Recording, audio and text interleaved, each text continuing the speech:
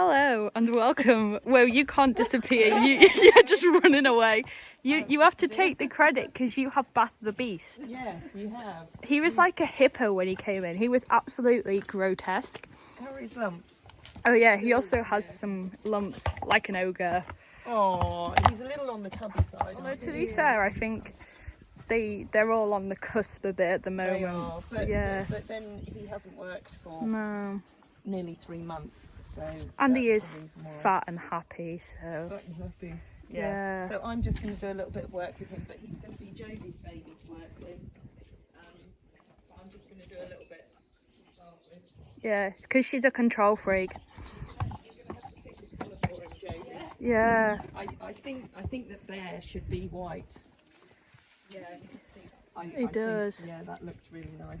I mean, I know they all look nice in white, but I think for him maybe mulberry because it's in keeping with the purpley burgundy theme that you seem to have. yeah, this is See, good. can we just like the cap, the gilet, the sticky sticker, the sticky sticker? yeah. So anyway, so this. Really fashionable green line. Oh yes, sexy. Yeah, Jodie is a resident style icon. She starts trends like bib and brace waterproof trousers. Okay, she like pitched up in them one winter and then we were all cutting about in them. Whereas I'm wearing a jacket that's about 5, 6 years old. Well, it's Barber and that's why you buy good quality things because they last. I know. So moving on to like the actual like purpose, the actual pony in this video. This is Ice. We cannot reveal his true name yet because he is one of our sanctuary residents, so he has to remain a man of mystery because originally he arrived here with Little Bear, who's in the turnout over there with Hannes and Jabsy, who are doing whatever they do together. Moving on. And their owner was just going through a really tough time and she wasn't in a position to keep either of them.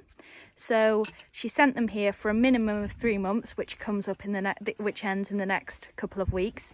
And we're going to review from there as to whether they become permanent residents because we have space available or whether they go home to her. We're not quite sure yet. Basically their first few months and weeks here, they've just been acclimatizing. They've just been out in the field with Hannes, making friends with him, getting used to things around here, how we do things. They were both stabled for the most part, so as well, just getting them used to the field. They all, they've come up with a few lumps and bumps, nicks and cuts, but they always do. That's just part of them being horses and being outside and enjoying it. And they've done lots of eating. Yeah, lots and lots of eating, as you can see. Hence why they put on weight. Yeah. But that we can lose that soon enough. Yeah, it'll soon come off. But yeah, these two, they're both stunning boys. They've got nice personalities. They're both a little bit cheeky. There's definitely going to be a bit of like an edge or a depth to their personality. And I don't mind that in a malicious way. I just mean, I think they will see what they can and can't get away with and try to gauge, well, boys. Yeah, it's what they do. Yeah.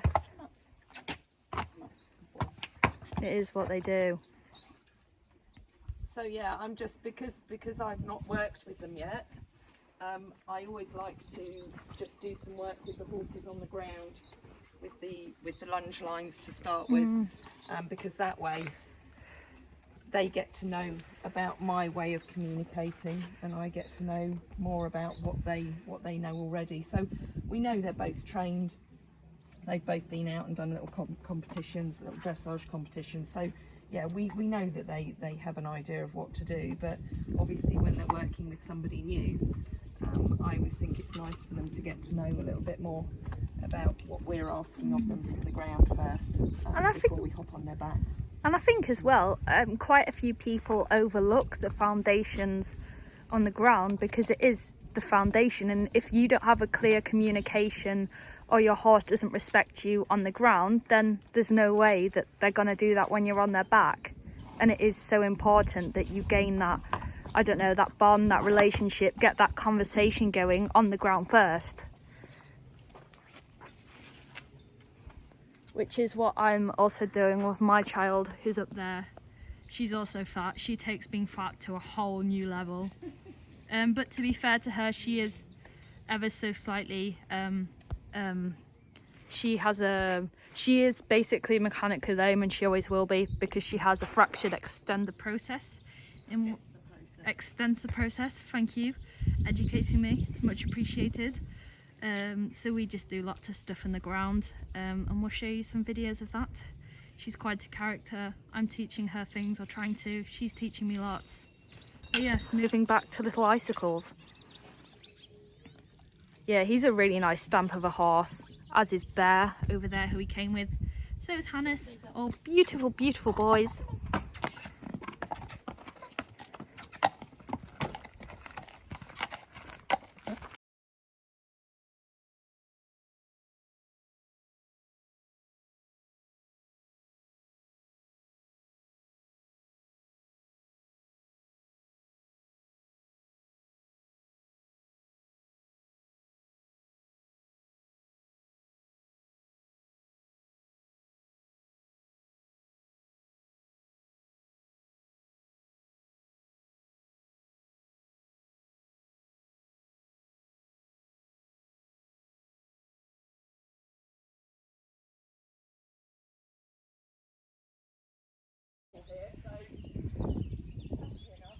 Exactly. Oh, look at her go.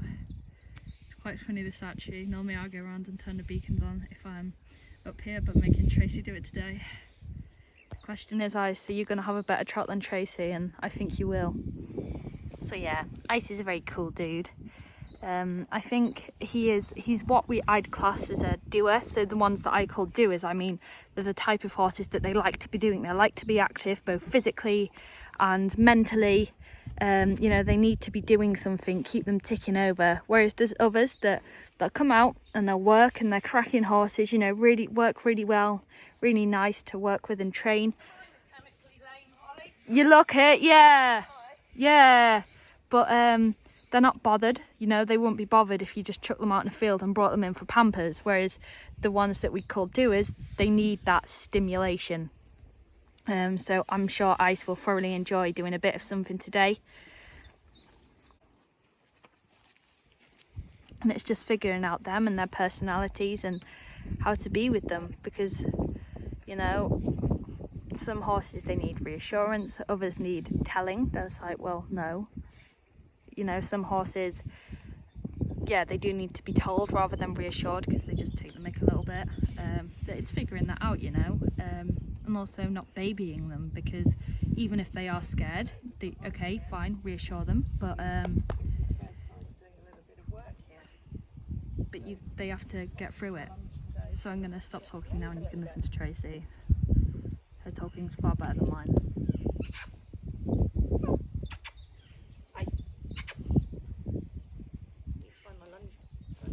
Would you like me to supply you with one? No, it's fine. There's one over here. Oh. It's quite interesting actually, because Ice comes across as the most confident forward horse. Yeah. And Bear slightly more backward. But like initially, first coming in here, Bear was more forward than Ice, just on walking out onto the circle. Yeah. But I think that's probably his anxiety, because he's a worrier. Yeah. And Ice is super chilled after his bath time anyway. So. Well, yeah. But yeah, far more relaxed at the moment, so I might actually have to send him forward more. Oh, there we go. Reaction. Yeah. And I want to make sure right from the start that they know, although I know they're trained, that they know when I say forward, it means forward. And it's just reiterating, isn't it? Because you're someone new, they'll be like pushing the boundaries, seeing what they can get away with, and yeah, you know, if you don't go, right, I want you to go forward right from the start, they'll just be like, oh, okay then. Or if I don't need to, yeah. Yeah. And I've also just touched on how Ice is the type of horse who's a doer. He needs to be doing, he needs that stimulation. Whereas there's others that, yep, they can come out, they're a really nice horse, they're really great to work with and train, but they wouldn't be bothered if you just turned them out in a field and brought them up for pampers. Yeah. Whereas the likes of him, they need to be doing something. So this is quite... I'm always, one of the things I'm conscious about is the fact that because he's not done any work for for about 3 months, is that, you know, his mouth won't be used to having flesh in his mouth. But, you know, his tongue and his jaw won't be used to it. So I tend to not take too much of a contact to start with, just because their tongues need to get used to that feel again.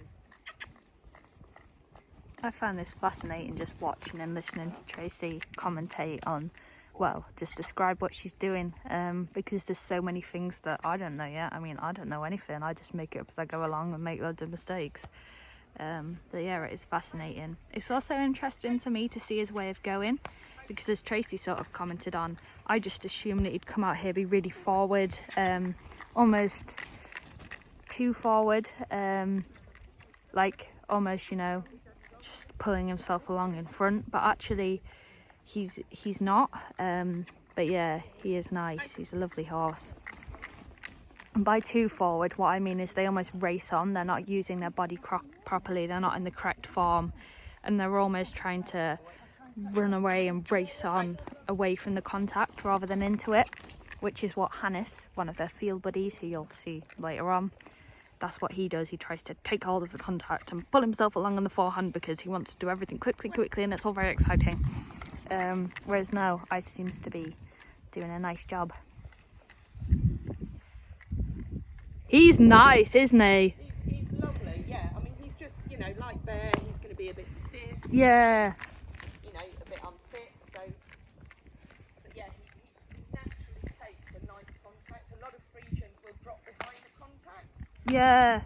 Yeah, I was just commented on that actually, how I thought he'd be more forward and almost too forward. He was going to be more forward. Yeah. I thought he was going to be too forward and race on and almost try to run away from the bit. Yeah, it has, hasn't it? Yeah, I thought he was going to be quite Hannes-like. Yeah, no, I think he's going to be quite professional in his work. Yeah, so do I. But, you know, they've obviously been nicely trained before they came here anyway. Yeah. So it's just a case of reiterating it and reminding them, isn't it? Well, it is, and then just getting them back into fitness. Yeah. Where he's kind of resenting a little bit me sending him forward. Yeah. That's his evasion. So I just ignore it and send him forward again. We just need to get a little bit more energy in that trot. But I'll bring him back because I am conscious of the fact, you know, he's not done a lot. And we'll just pop him on the other rein. It's also interesting as well, seeing how they fare. They all have a better rein, just like we're left-handed and right-handed. They tend to have a better rein to work on. So with most horses, it's the left rein, because obviously we do everything with them from the left side. And personally, even though I do everything from the left side, I actually disagree with the method. I think we should do everything from both left and right side, because it makes it more even. But yeah.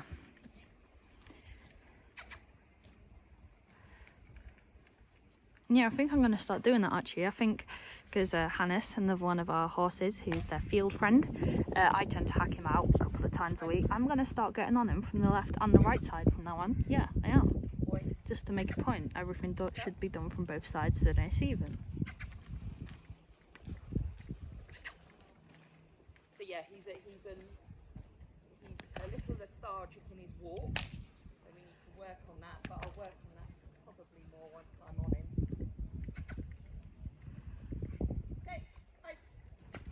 So I'm very much with him because he's a little bit more,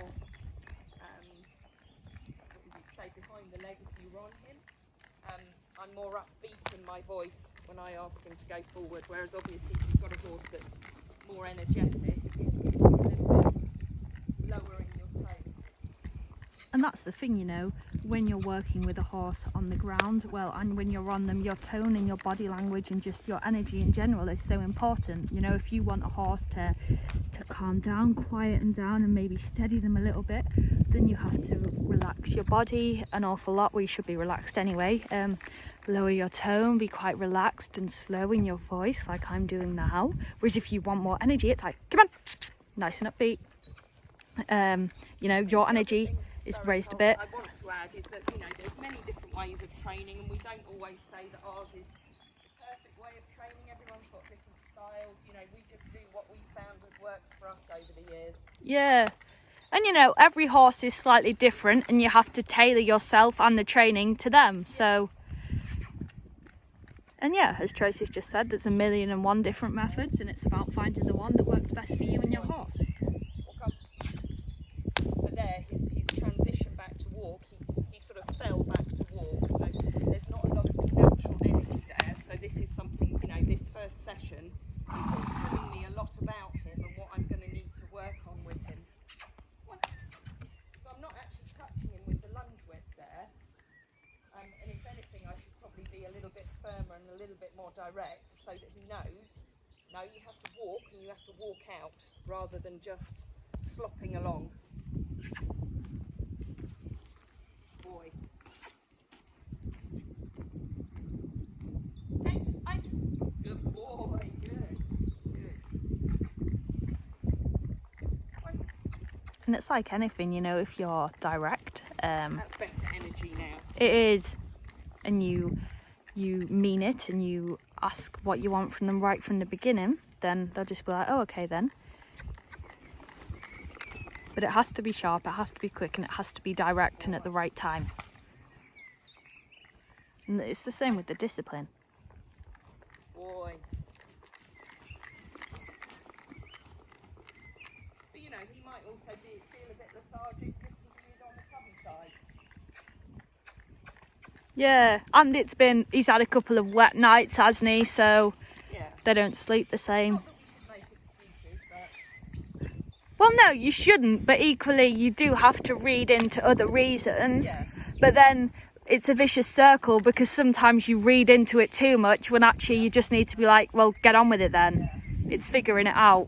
And also that's the thing with starting from horses with scratch. It's like, well, is there a reason or are you just a bit backward? Whereas with ours, well, we know, you know, well, there is a reason, if there's a reason, or if they are just being a bit backward and we need to just go, come on, crack on. And that's just something you're figuring out with a newer horse, like, is it genuine or are you having me on a bit here? Interestingly, he doesn't actually naturally mouth the bit. Ah. Bear does, and some others do. So for me, he's a little bit dry in the mouth at the moment. And of course, if they're dry in the mouth, it's harder for them to listen to your hands. Do you reckon he'll be a... Move the bit in his mouth. Yeah. Encourage him to mouth it a little bit. Do you reckon he'll also be a bit butter candidate or not? Potentially. Yeah. I mean, as I say, it's the first time he's had a bit in his mouth for over 3 months, or nearly 3 months. So, okay, ice, good boy.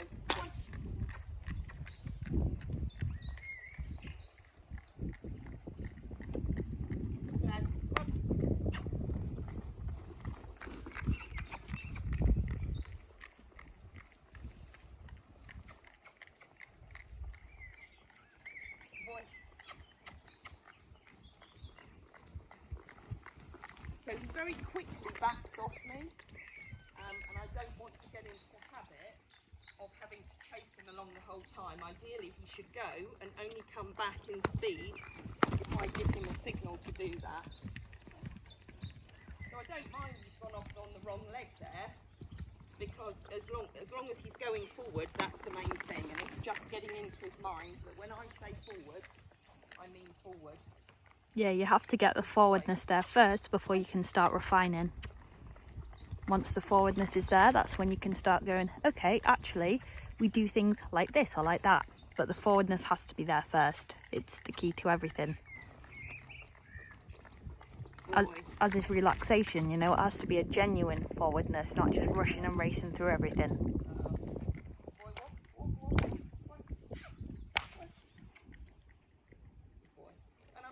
Do a lot more than that hole with him today, just because it's his first session. Yeah. So it was just a case of me wanting to get to know him a little bit, know a little bit more about what I'm going to be working with. Cool. Cooling him down. There they both are. Ice in the grey rug. Bear in the blue rug, back out on the field together, best friends forever. And Hannes, of course. Hannes is still up the top barn purely because he needs to have a feed with his supplements in. He has Nutriquin for his joints, so he has some arthritic changes in his front feet. But these two, they don't get feed at this time of year because they're a bit tubby and they didn't do any real work yet, so they don't need it. There's enough in the grass. Although in winter, regardless, even the retirees and the ones that aren't working get just some of the top spec balancer to give them all the vitamins and minerals and everything like that they need for their wellness, because there's nothing in the grass during the winter, whereas this time of year the grass is rich in nutrients, so they just don't need it. But yeah, thank you for watching this video. Please like, comment, subscribe, share, all the usual stuff. And as well, if you'd like to see more of what these guys get up to in their day-to-day life, follow us on Instagram, Facebook, TikTok, and on Facebook as well. We also have a group. It's called the Friesian Experience Behind the Scenes, where we post just random, informal, silly stuff, of just day-to-day videos of them and what they get up to. So yeah, thank you.